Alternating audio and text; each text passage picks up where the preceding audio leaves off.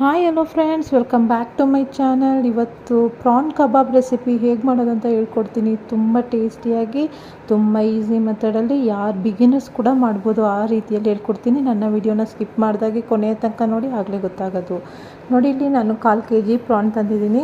ಅಲ್ಲಿ double cleaning ಮಾಡಿಕೊಟ್ಟಿರ್ತಾರೆ. ಆದರೂ ನಾವು ಚೆನ್ನಾಗಿ ಒಂದು 2-3 ಸತಿ ವಾಶ್ ಮಾಡಿಬಿಟ್ಟು ಅರಿಶಿನ ಹಾಕಿ ಒಂದು ಸತಿ ವಾಶ್ ಮಾಡಿದ್ರೇ ಅದರಲ್ಲಿ ಇರೋ ಹೊಲಸು ವಾಸನೆ ಎಲ್ಲ ಹೋಗುತ್ತೆ.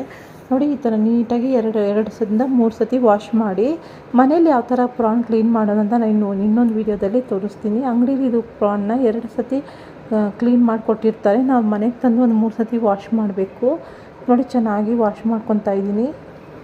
ಸ್ವಲ್ಪ ಇರೋದ್ರಿಂದ ನಾನು ಹಾಗೆ ನೀರು ಬಸ್ಕೊತಾ ಇದ್ದೀನಿ. ನೀವು ಜಾಸ್ತಿ ಮಾಡೋದಿದ್ರೆ, ಕ್ಲೀನ್ ಮಾಡೋದಿದ್ರೆ ತೊಳೆದ್ಬಿಟ್ಟು ತೆಗೆದು ಇನ್ನೊಂದು ಪ್ಲೇಟಿಗೆ ಇಟ್ಬಿಟ್ಟು ಆಮೇಲೆ ವಾಶ್ ಮಾಡ್ಕೊಬೇಕು. ನೋಡಿ, ನಾನು ಅರಿಶಿನ ಹಾಕ್ಬಿಟ್ಟು ಒಂದು ಸ್ವಲ್ಪ ಹೊತ್ತು ಇಡ್ತೀನಿ ಯಾವಾಗಲೂ.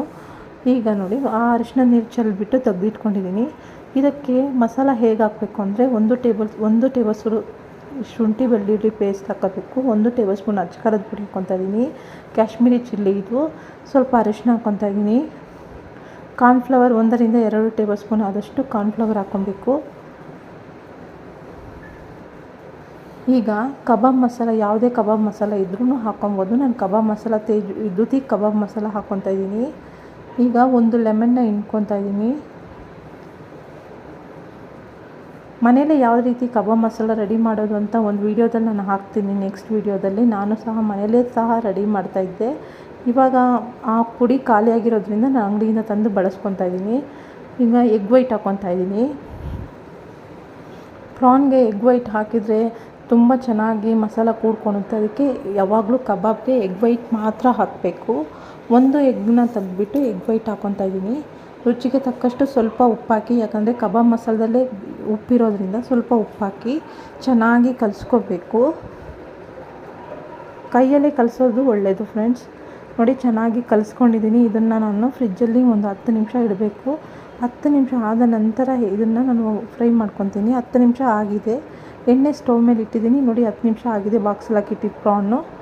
ಎಣ್ಣೆ ಕಾಯ್ದ ನಂತರ ಒಂದೊಂದೇ ಪ್ರಾನನ್ನು ಚೆನ್ನಾಗಿ ಸಿಮ್ಮಲ್ಲೇ ಇಟ್ಟು ಫ್ರೈ ಮಾಡ್ಕೊಬೇಕು. ನೋಡಿ, ಸೈಡಿಂದ ನಿಧಾನಕ್ಕೆ ಪ್ರಾನ್ನ ಹಾಕಬೇಕು. ಪ್ರಾನ್ ಚೆನ್ನಾಗಿ ಫ್ರೈ ಆಗ್ತಾಯಿದೆ. ತಿರುಗಿಸ್ಬಿಟ್ಕೊಳ್ಳೋಣ. ತುಂಬ ಹೊತ್ತು ಪ್ರಾನ್ನ ಫ್ರೈ ಮಾಡೋ ಅವಶ್ಯಕತೆ ಇಲ್ಲ. ಸ್ವಲ್ಪ ಹೊತ್ತಿನಲ್ಲೇ ಬೆಂದುಬಿಡುತ್ತೆ.